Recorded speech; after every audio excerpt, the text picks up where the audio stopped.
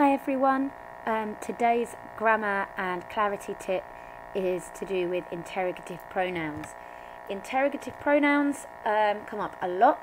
They're sometimes called the W's, you know, like 5 W's, but there's more than 5 of them.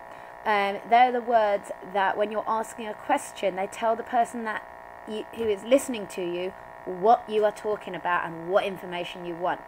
So the first one is what. Yeah, you can use what when you're talking about people or objects, and examples are: what do you want for dinner? I wonder what we're doing tomorrow. What is your friend's name? It's where you just don't know the answer and you want to know a noun, essentially. What refers to a noun. Next one, which.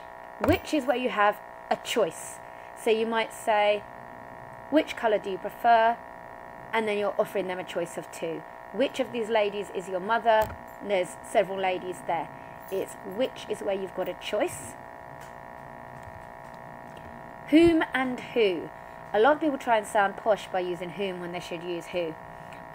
So these refer to people, and whom is where you're looking at the object, and who is when you're looking at the subject. So if you could change the question to he did something, it would be who did something. If it was something was done to him, you would say to whom is something being done.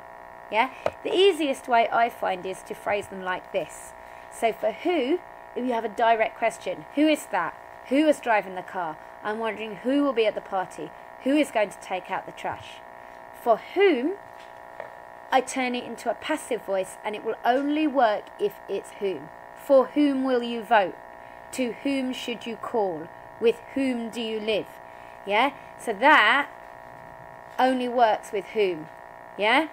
So whom relates to him or her. Who relates to he or she. Next one. Whose. Whose is this? So who does it belong to? Yeah? And one little tip on that is that whose is not the same as whose with an apostrophe. Whose with an apostrophe is short for who is. Whose without an apostrophe and with an E on the end is who does this belong to. And here are some more. You can pause them and have a look at them. Whatever, whatever is going on. Whatsoever. Whichever. Whoever. Whoever does this, this will happen. And then in older fiction, whosoever, whomever, and whosoever. Those things actually interrelate with these, but they're more archaic forms, and you might find them when you're reading your Victorian fiction. So, interrogative pronouns, you can use that word if in any of your reading you ever see someone asking a question with a W word. You can say the writer uses an interrogative pronoun. So, thank you very much for listening, and listen in next week for your next Grammar of the Week.